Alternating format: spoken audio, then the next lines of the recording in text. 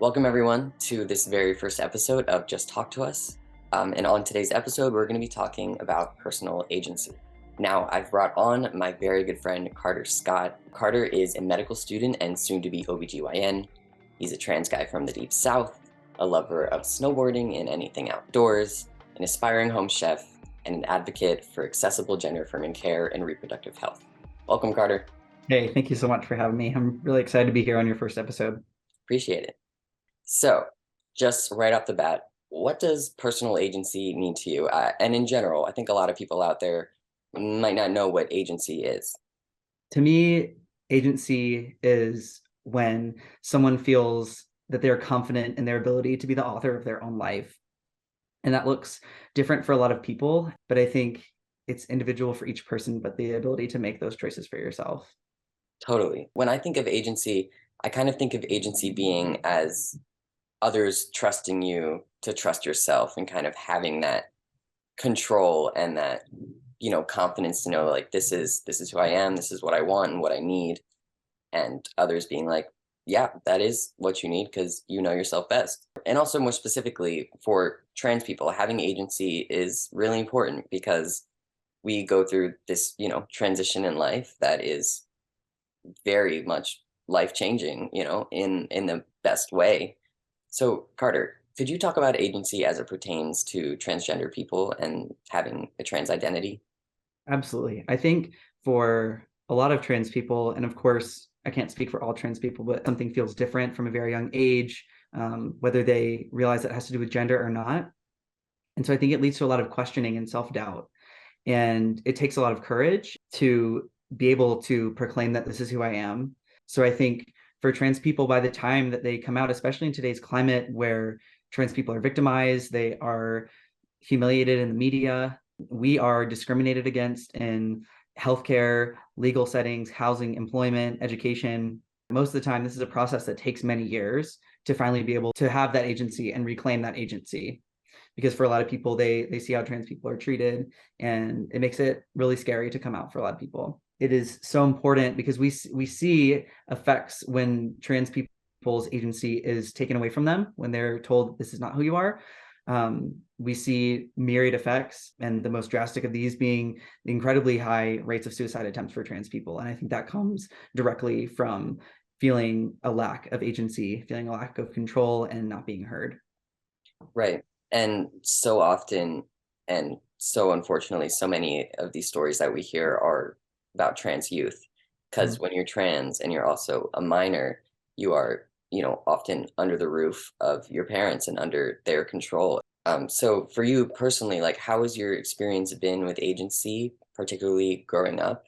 I grew up in the Deep South, and I think something that is not exclusive to there, but a common trait in the Deep South is that my parental figures were very strict. I was told that the parents are always right, and you don't need to understand why for them to be right.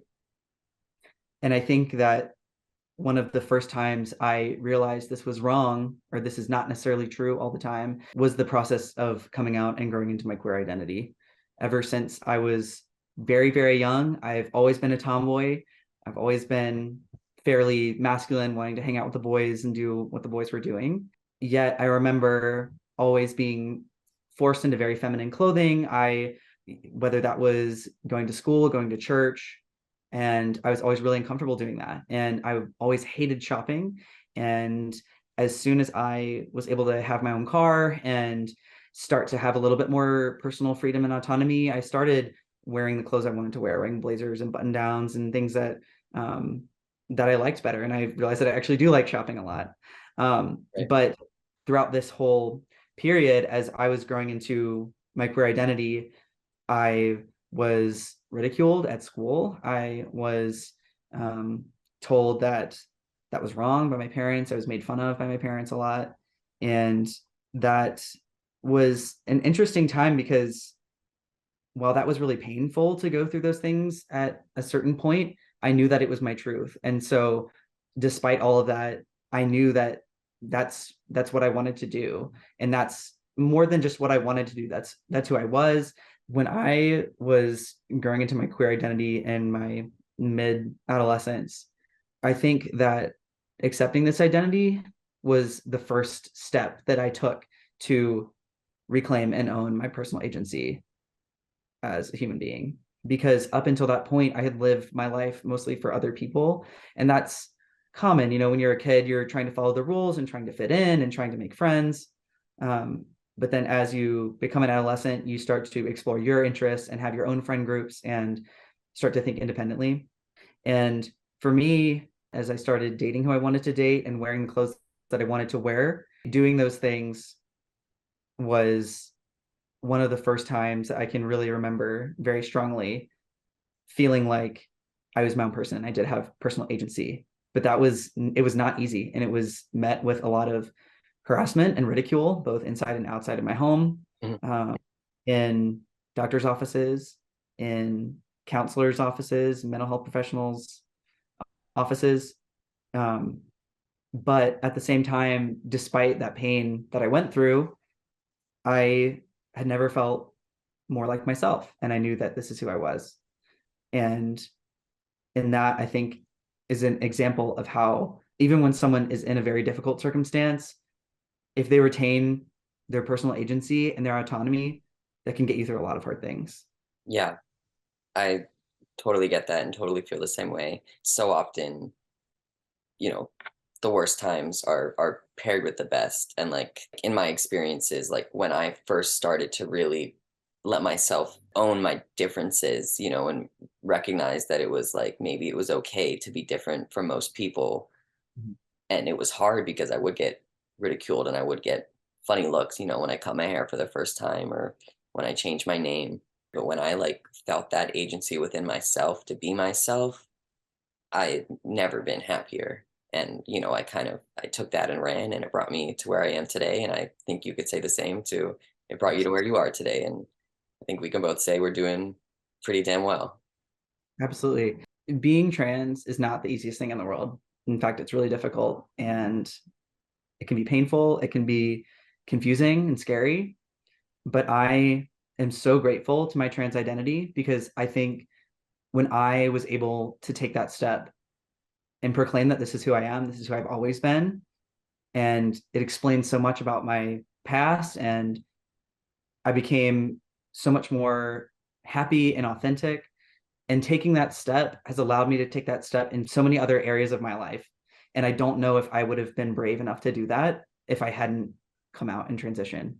Right. And one of the best responses that I got when I was coming out as trans was from my fiance's mother. And I'm very lucky that my fiance's family is very supportive and I feel so loved and seen by them.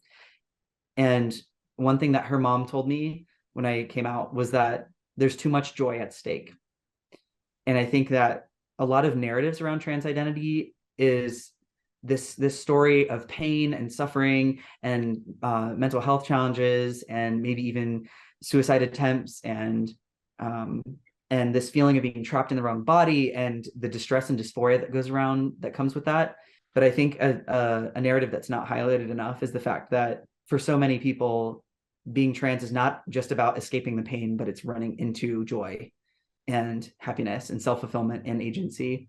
And I want that narrative to be shared. I wish that we didn't have to have it as a diagnostic code in order for insurance to cover the treatments that we need. I wish that it wasn't so framed around pain and that gender affirming care should be covered by insurance because it will lead to less mental health concerns and things like that. I wish that we talked more about the fact that for so many people, this is a joyous process of becoming and self-actualization that is so rewarding and is not one that is consistently just marked by pain and suffering and running away from that. Right. I wish and think there will be a day where kind of what you're saying, where the narrative will shift from like I'm transitioning to get away from all this horribleness, which is still true, but really focusing more on I'm transitioning to be happy. Because like what else is, what's more important than that? There's too much joy at stake. It's too much joy at stake. Exactly. And kind of going back to what you said, when we feel shame, most often that shame is because we're being shamed, and therefore we like internalize that shame, and we're told that we're wrong, so we feel that we're wrong, and then we lose that agency. And that's why it's so hard, especially for young people, to be who they really are, and especially when they, you know, are a minor and they cannot make decisions legally on their own. Um, and just before we move on, like what does it do to, say, a trans youth who does not have agency and is given, the opposite of agency sometimes? Absolutely. And we touched on this a little bit earlier when we talked about the shift of childhood trying to be a people pleaser and not get in trouble Mhm. to moving towards adolescence and identity formation. I think that speaks to the importance of the role that parents and other figures in the home can have for all youth, but particularly for trans youth. There was a very large study done just a couple of years ago that looked at trans youth and their levels of support in the home, just from parents and people at home, on whether they were supported in their identity, their name, their pronouns, etc. And they found that when trans youth are supported by the people in their home, regardless of if they were being bullied or harassed at school, if they had an affirming religious environment, if they were supported in the home, then their rates of depression, suicidality, anxiety were developmentally normative, which means they had the same rates of depression, anxiety, suicidality as their cisgender peers of the same age. And I think that just goes to show the incredible power that listening and believing trans youth can have. I think that agency is absolutely central to those findings, in that when trans youth who, like we mentioned, it's already so difficult to be a trans person, even as a full-fledged adult, much less someone in a transphobic home, perhaps, that giving that person a little bit of agency, even in just one environment, in the environment that they feel safe in their home, can then give them the power and confidence to be successful in all areas of their life. I get you there. Being trans, like it is at the core of our being, and like once we like have that locked down, and once we know who we are, then we have the, ability, and even more so the agency, after feeling confidence, maybe for the first time in who you are, to then live the rest of your life to its fullest potential. And I think that's, it's beautiful in a way, but I think people need to understand more so why it is so important to affirm, you know, your trans kids or the trans people around you, because it is at the core of our being. And if you deny our transness, then you deny who we are. And Absolutely.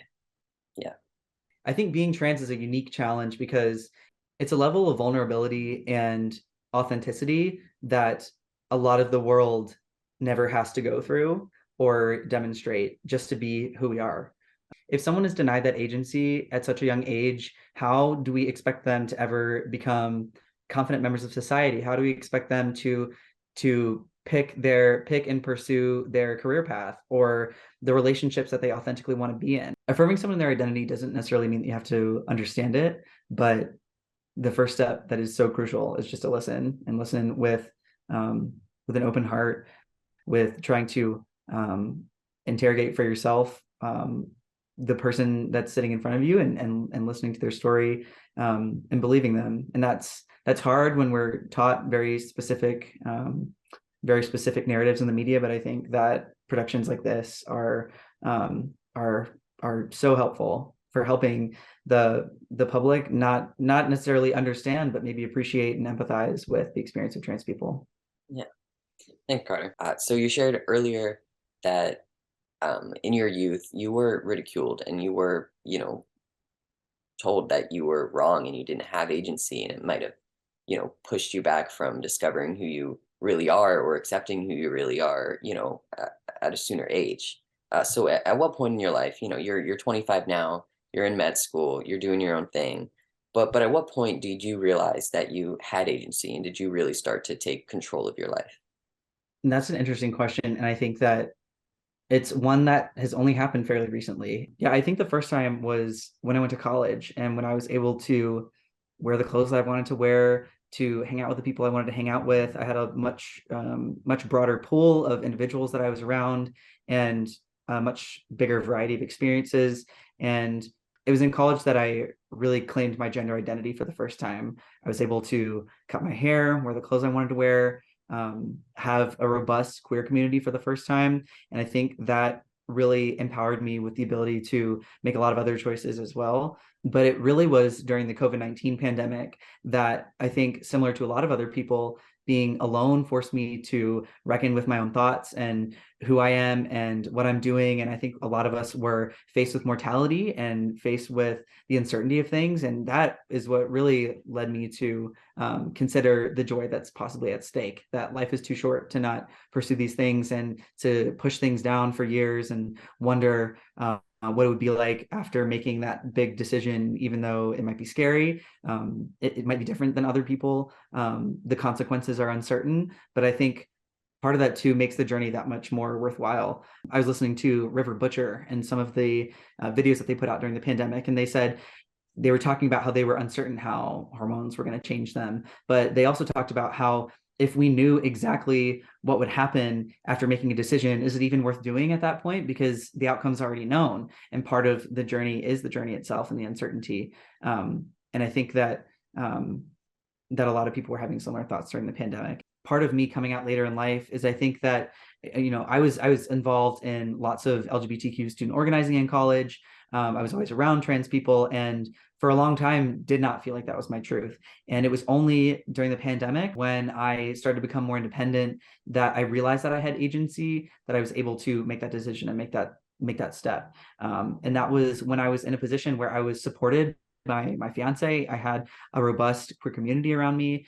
I was on my career trajectory of going into medicine. And I think once I had those stabilizing factors was when my brain actually allowed itself to authentically think about all the different options that were there in a way that I was just physically not able to beforehand. And I think that also, again, speaks to the importance of having a community of people around you that do believe you when you say, I know who I am and what I want, that it can allow your brain to consider realities that it never had before.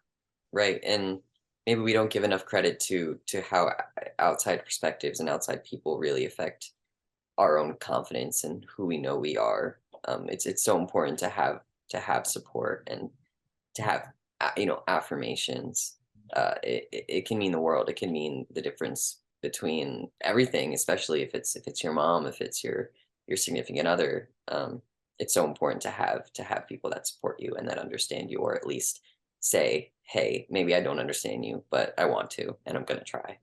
Mhm. So kind of talking about how support can really mean the world and is hugely enormous for a trans person to be able to hear, I believe you. In your experiences, have you seen anything like that, especially in med school, where having support has changed a person's life? Absolutely. One example I'm thinking about is a patient that I had when I was on pediatrics, who was a patient that had been evaluated for years by our multidisciplinary team of endocrinologists and adolescent medicine doctors and psychologists and psychiatrists, and had been deemed a really good candidate for starting hormone therapy. This person was very certain in their identity and had been for many years, but unfortunately, their home environment was not supportive of that. And I think that was really difficult for them when they had this team of professionals saying, we hear you, we see you, we believe you, we think that you should move forward, but the parents were not accepting of that. This resulted in some pretty significant mental health challenges that resulted in them needing to be hospitalized. And and as I was reading over this patient's chart and seeing this long history, I could see that the parents did care about their child, because they kept bringing them to all their appointments and were very attentive there in the hospitalization and were clearly demonstrating a lot of care for their child, but they were really uncertain. And I saw that as an opportunity to kind of ask them about this and reflect back on them. I see that you care so much about your child. What what are your concerns, and sat down and talked with their parents for many hours over many days. And one sentiment from their parents was that we see I see Caitlyn Jenner in the media, I see Laverne Cox and these examples of these successful happy trans women, but I don't know a single trans guy. I've never seen one in the media. I've never seen what a happy successful trans guy could look like. And after having talked with them for over many days, I came out to them and said, well, you're looking at one. And that, I think, proved to be a huge difference, because the very next day, the parents allowed the child to start to pursue gender affirming therapy. So I think that speaks to the power of representation. We don't have examples in media of trans people being successful and happy, and where the entire story is not just about their identity, but about maybe the successes and the amazing things they're able to do because they were able to take that step and be their authentic self. And I think we need more examples of that.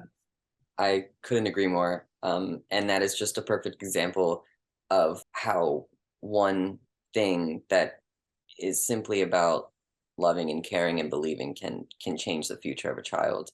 Have you talked to this patient anymore since? Do you know how they're doing? I actually did a rotation with one of their doctors, and they're doing so well and they are successful. And that mental health challenge they were going through is actually resolved with the fact that they're able to claim their agency and be themselves and get the access to treatment that they need. And they're doing great now. And that is not a story that we hear commonly with, particularly with mental health challenges, but I think it shows the impact that it can have when someone is not heard. It can even end up in the hospital. And fortunately, this patient was able to get the treatment that they needed to. So I think that it shows that it can really turn things around when someone has the access to the care they need and when they're believed. That's incredible. I'm so happy to hear that, and I wish that patient the absolute best of luck. So, Carter, before I let you go, and thank you again so much for being my first guest, there's one final question that I want to ask you because I think it's something that trans people have a very unique perspective on, which is what you think the purpose of life is. Why are you here? Why are we here? What do you think? I think that what sets humans apart from the rest of the animal kingdom is our ability to make connections with other people. And I think for me, that is my why. My why is that I want to build deep, strong, trusting relationships with like-minded people who are adventurous, like trying new things, going new places, learning more about different cultures and perspectives. And I think that that purpose is why I'm in medicine and why I'm pursuing OBGYN.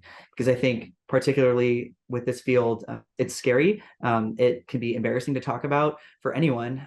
I think that people who are assigned female at birth are not taught enough about their bodies, particularly trans people that have that anatomy are often afraid to talk about it, particularly with healthcare providers.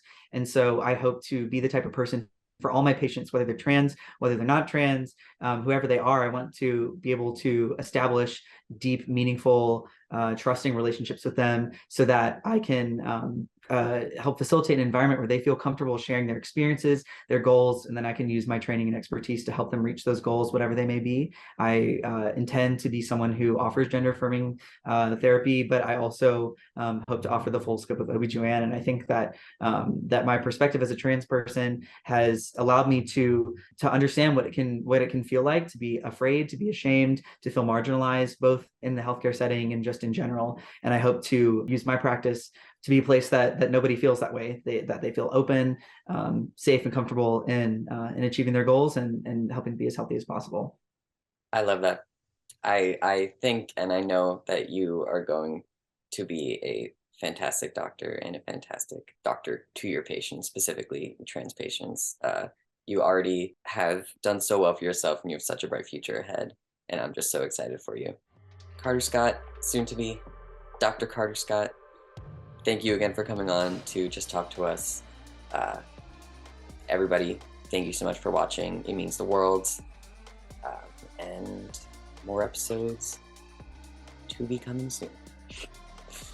All right. Have a wonderful rest of your weekend and talk soon. Yeah, talk soon. Thanks. All right. Bye. Bye.